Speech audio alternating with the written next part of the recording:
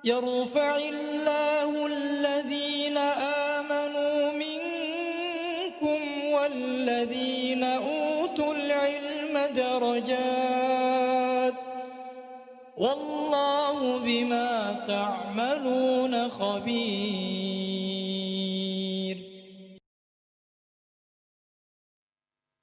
Bismillahirrahmanirrahim. Assalamualaikum warahmatullahi wabarakatuh. Bagaimana kabarnya adik-adik semuanya? Alhamdulillah, semuanya sehat ya? Insyaallah ta'ala, pada kesempatan kali ini, kita akan bersama-sama belajar tema 1 dengan judul Hidup Rukun.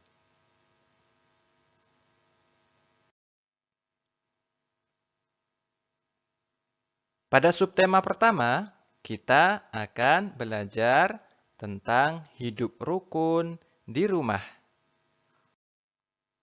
Siapa yang tahu apa itu hidup rukun? Hidup rukun artinya tidak bertengkar, tidak berselisih, tidak membeda-bedakan, saling berbagi, peduli sesama, tolong-menolong, itulah yang namanya hidup rukun. Adik-adik yang Ustadz sayangi semuanya, kemudian di mana kita menerapkan hidup rukun? Tentu hidup rukun harus kita terapkan di mana saja. Entah kita berada di sekolah, di rumah, di lingkungan bermain, maupun di mana saja, maka kita tetap harus menerapkan yang namanya hidup rukun. Kemudian, contoh hidup rukun yang akan kita bahas adalah hidup rukun di rumah. Apa saja contohnya? Kita lihat. Yang pertama, bermain bersama kakak atau adik. Kemudian, berbagi makanan dengan kakak atau adik. Dan yang terakhir, membantu orang tua. Pasti contoh yang lainnya masih banyak sekali adik-adik. Namun, 3 inilah yang sering kita kerjakan di rumah. Kita lanjutkan adik-adik. Baik, sekarang kita akan belajar tentang ungkapan. Siapa yang tahu apa itu ungkapan? Ungkapan adalah gabungan kata yang memiliki makna baru atau gabungan kata yang memiliki arti yang baru. Misalkan adik-adik memiliki kata tangan. Siapa yang tahu arti tangan? Semuanya tahu ya? Kemudian adik-adik tahu yang namanya buah? Tahu pasti. Nah, sekarang contohnya yang pertama adalah buah tangan. Kalau buah itu adalah sesuatu yang enak dimakan, kalau tangan itu adalah bagian tubuh yang kita gunakan untuk membawa. Namun, jika sudah digabungkan, buah tangan artinya adalah oleh-oleh. Kemudian ada ungkapan buah hati yang artinya adalah anak. Rendah hati artinya tidak sombong. Besar kepala atau tinggi hati maknanya sombong. Dan ungkapan yang terakhir adalah kutu buku. Artinya bukan kutu yang ada di buku ya adik-adik, namun artinya adalah orang yang suka membaca. Kita akan masukkan ungkapan-ungkapan tadi pada sebuah kalimat adik-adik. Yang pertama, ada kalimat paman datang membawa buah tangan. Artinya apa adik-adik? Artinya paman datang membawa oleh-oleh. Kemudian yang kedua, Aminah diberi julukan kutu buku. Berarti Aminah adalah anak yang suka membaca. Yang ketiga, anak soleh dan solehah senantiasa rendah hati. Artinya tidak sombong. Dan yang keempat, besar kepala adalah sifat yang tercela. Besar kepala artinya sombong. Kita lanjutkan adik-adik. Mari kita lanjutkan. Kita akan belajar tentang matematika, yaitu membilang banyak benda. Nah, sekarang di sini adik-adik ada sebuah gambar yang adik-adik bisa hitung di situ. Satu tumpuk buku yang ada, adik-adik lihat di sini. Ini satu tumpuk. 2 tumpuk, 3 tumpuk, 4 tumpuk, 5 tumpuk, 6 tumpuk, 7 tumpuk. Adik-adik perlu ketahui bahwasanya satu tumpuk buku itu terdiri dari 10 buku. Jadi 7 tumpuk yang ada itu sama dengan 70 buku. Dan di sini ada satu tumpuk namun tidak sempurna adik-adik. Karena di sini hanya ada 7 buku saja. Maka kalau dikumpulkan 7 tumpuk yang ada di sebelah kiri dengan satu tumpuk kecil di sebelah kanan, hasilnya adalah 77. Tulisannya 77. Nah, 77 itu dibaca 77. Sekarang kita akan belajar tentang lambang bilangan dengan nama bilangan. Apa sih perbedaan antara lambang bilangan dengan nama bilangan? Untuk lambang bilangan itu senantiasa berbentuk angka ya adik-adik. Bentuknya angka. Sedangkan nama bilangan itu bentuknya adalah huruf. Coba adik-adik lihat. Di sebelah kiri, ini adalah contoh lambang bilangan. Ada angka 8. Maka nama bilangannya adalah 8. Ditulis dengan huruf. Begitu pula dengan selanjutnya, yaitu 17. 231. Adik-adik sudah paham sekarang perbedaan antara lambang bilangan dengan nama bilangan? Alhamdulillah jika sudah paham, mari kita lanjutkan.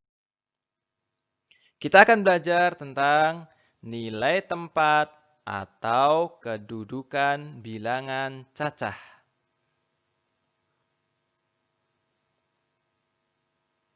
Yang pertama, tentang nilai ratusan.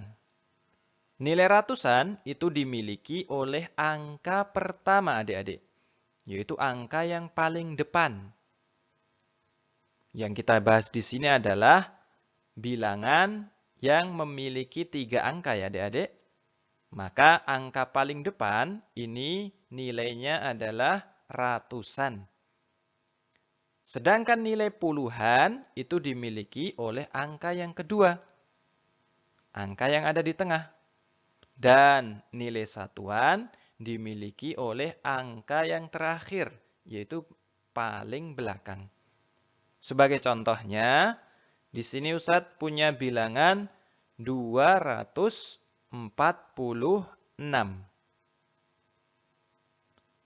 Angka 2 ini menempati tempat ratusan yang memiliki nilai 200. Sedangkan angka 4 ini menempati tempat puluhan yang nilainya sama dengan 40. Sedangkan angka 6 ini menempati tempat satuan yang memiliki nilai 6. Sampai sini paham adik-adik? Jika paham, kita lanjutkan tentang contoh yang lebih banyak. Nah, di sini adik-adik bisa lihat ada 3 contoh. Yang pertama, ada lambang bilangan 159. Yang kedua ada 260. Dan yang ketiga ada 371. Nah, sekarang kita akan belajar satu persatu. Lambang bilangan 159, angka 1 itu menempati tempat ratusan. Dan angka 5-nya menempati tempat puluhan. Sedangkan angka 9 menempati tempat satuan. Nah, angka-angka yang ada di tempat ratusan itu nilainya adalah 100. Ditambahi 2 nol. Sedangkan angka yang berada di tempat puluhan itu kita tambahi dengan 01. Berarti di sini 50. Sedangkan di tempat satuan, maka dia tetap tidak ditambahi 0. Paham adik-adik?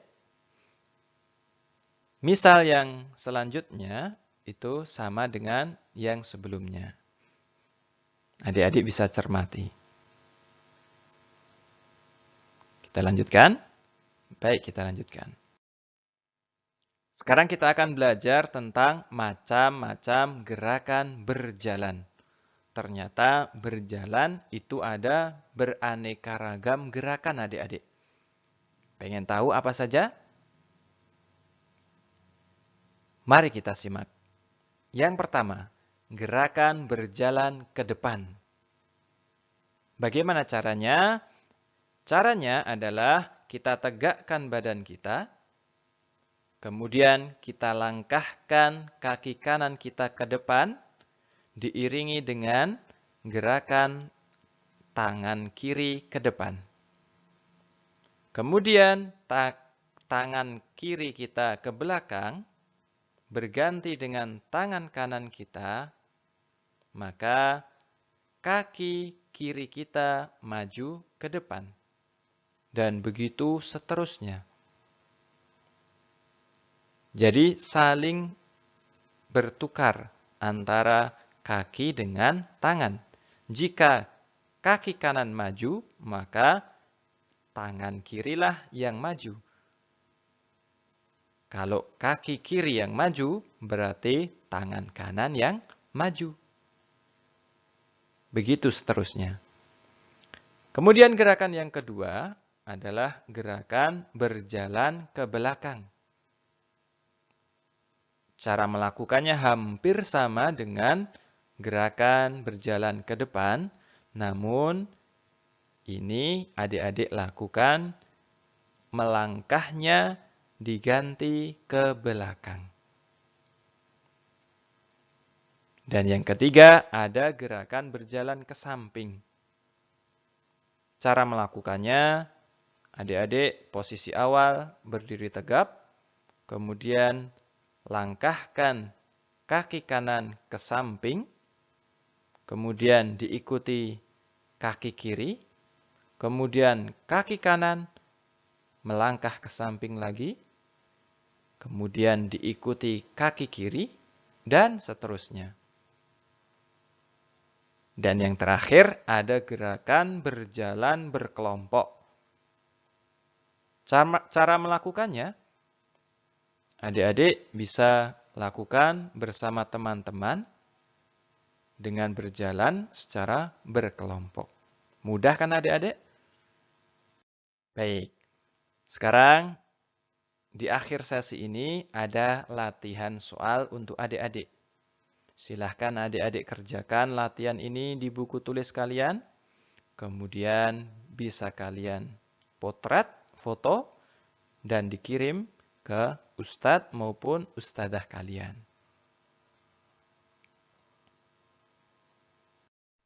Sekian ya adik-adik. Kita cukupkan. Barakallahu fikum. Kita tutup dengan doa kafaratul majelis.